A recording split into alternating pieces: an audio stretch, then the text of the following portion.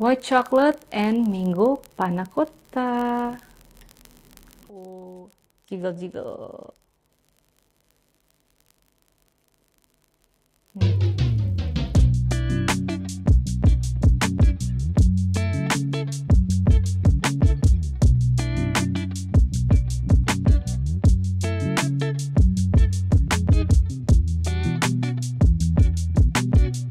Hai guys, welcome back to my channel Luffy Taho. Nah, hari ini kita akan kembali ke another serian dessert lagi. Kita mau bikin white chocolate panna cotta sama mango coulis. Yuk, langsung aja kita mulai. Jadi, karena kita bikin panna cotta temanya, kita akan pakai gelatin. Jadi, yang namanya thickening agent atau nggak sesuatu yang bikin ngeset itu, ada agar-agar, ada jelly, ada gelatin. Kalau agar-agar itu teksturnya lebih bites, terbuat dari gue lupa lagi rumput laut kayaknya. Itu teksturnya lebih garing, jadi emang achieve pudingnya lebih padat. Kalau jelly ya jelly powder, teksturnya akan lebih jiggly jelly gitu, tapi dia emang lebih firm daripada pakai gelatin. Kalau gelatin yang hari ini gue pakai, teksturnya memang seperti ini loh. Kalau kalian bikin kaldu kuah kaki ayam kayak kolagen gitu, teksturnya tuh kurang lebih seperti itu, sangat-sangat lembut, jiggly tapi lebih ke creamy. Jadi panna cotta identik dengan gelatin biasanya. Ini gue pakai yang sapi, jadi jangan pada ngomong panna cotta nggak halal, itu ada yang sapi anyway ya. Dan untuk blooming si gelatin ini gue timbang, gue pakai 5 gram, gue potong-potong. Kalau mau kira-kira 1,5 lembar, kalau mau pakai bubuk 5 gram. Tapi ini gue timbang totalnya 5 gram. Jadi gelatin itu bedanya, kalau yang lembaran itu harus di blooming dengan air dingin, kalau yang bubuk di blooming dengan air biasa dengan perbandingan 5:1.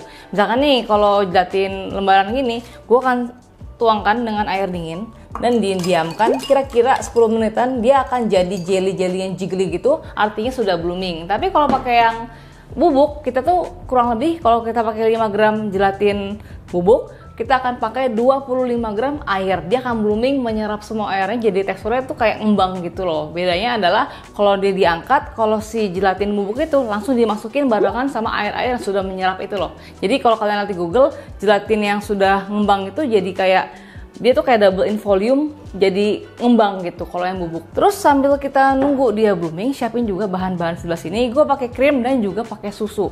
Kalau pakai susu semua boleh nggak? Boleh. Tapi kalau pakai krim, dia akan lebih rich dan lebih delicate. Kalau pakai si susu doang, jadinya terlalu jiggly banget sih, terlalu soft banget, tapi nggak ada body yang dihasilkan dari pakai krim. Oke, di sini kita akan campurkan. Ini ada susu cair full cream.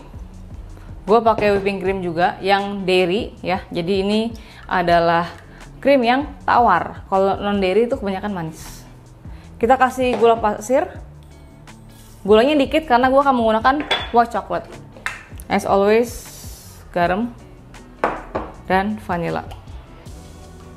Terus di sini kita aduk-aduk. Terus kita akan nyalakan sampai dia mulai mendidih. Ini kira-kira kita boleh mulai tahap ini sesaat setelah blooming gelatin, karena dia akan dimasak di api kecil sampai dia mendidih kan. Oke, ini kita aduk. Sambil nunggu gue mau jelasin coklatnya. Dan di sini gue menggunakan white chocolate couverture. Ini tuh kira-kira gue lupa lagi berapa persen, kayak 20-30% kali. Tapi nggak nyampe deh kayaknya. Pokoknya ini adalah white chocolate couverture yang akan gue masukin ke dalam sini kalau sudah mendidih. Jadi kan dia kan masih akan mendidih panas juga. Setelah masuk gelatin, baru terakhir kita masukin coklat, dia otomatis bakal melting. Oke, lihat tuh. Meskipun ini putih, ini tuh sudah mendidih. Tuh ya, mendidih. Kita matiin. Kalau udah, ini kita masukin gelatin tadi. Oke, ini sudah jadi tuh. Jadinya kayak buru-buru ya. Jadi ini tuh kita peres, dan memang ini sebenarnya butuh waktu cukup 5 menit kok, bentar doang. Kita peres sampai airnya hilang. Kita langsung masukin ke susu tadi. Masukin, aduk, dia otomatis langsung menghilang. Terus ini masih panas banget, langsung masukin coklatnya. Dia akan meleleh. Oke ya, sudah larut, kita saring. Terus biar lebih smooth, make sure aja sih, ini gua akan saring ya.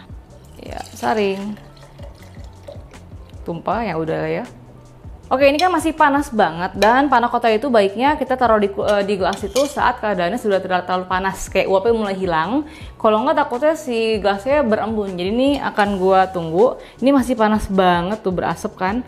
Susikan, nanti baru kita tuangin. Oke, ini sudah nggak terlalu panas lagi. Misalkan kalau white coklat kalian tuh suka keluar minyak, ngendap gitu, karena kan beda-beda jenis ya. Kalian bisa banget di skim pakai sendok, kayak dibuang gitu atasnya kalau misalkan ada minyak kumpul.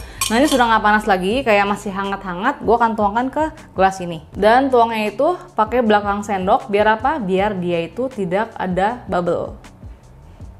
Gitu.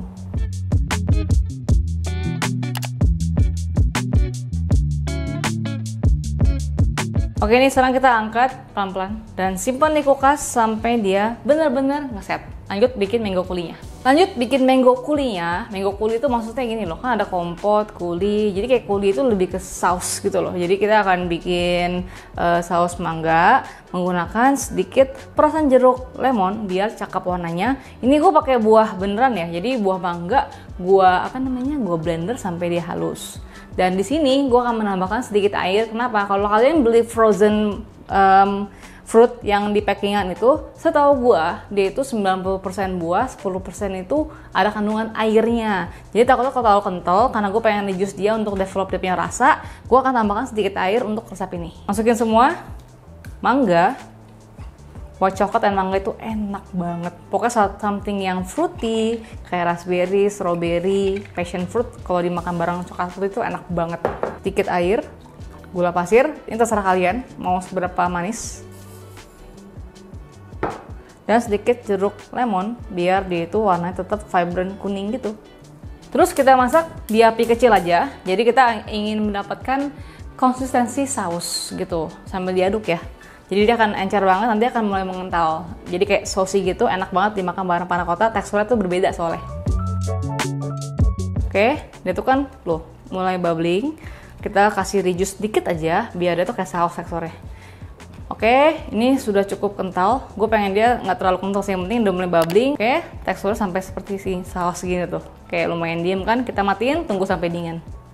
Oke ya, ini kan si mango kompotnya, kompot lagi mango coulis-nya udah jadi nih. Dia warnanya emang sedikit off ya, karena kan dia tinggiin gula juga untuk buahnya. Jadi nanti ini gue akan sisihkan dan potong-potong mangga. Jadi nanti si mangganya cubes itu akan gue campurkan dengan kompot. Jadi kayak dicampur gitu loh. Tapi selera sih ya, kalau gue suka karena ada sausnya dan juga ada tekstur buahnya. Begitu. Mangga.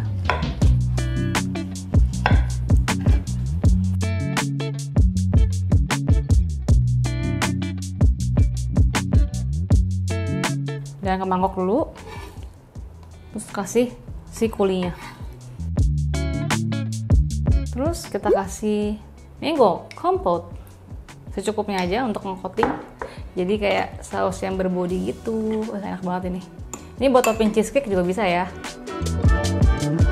Oke, dan jadi. Oke, sudah jadi panna cottanya.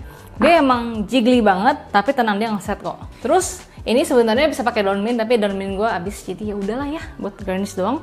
Ini kita akan tuangkan si mango kompotnya yang kita kasih buah, cantik banget ya warnanya, ke atas sini. Supaya enak banget.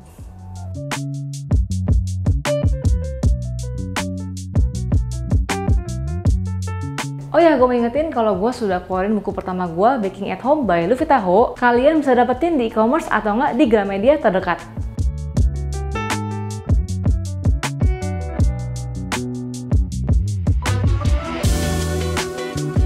Oke, kita mau cobain.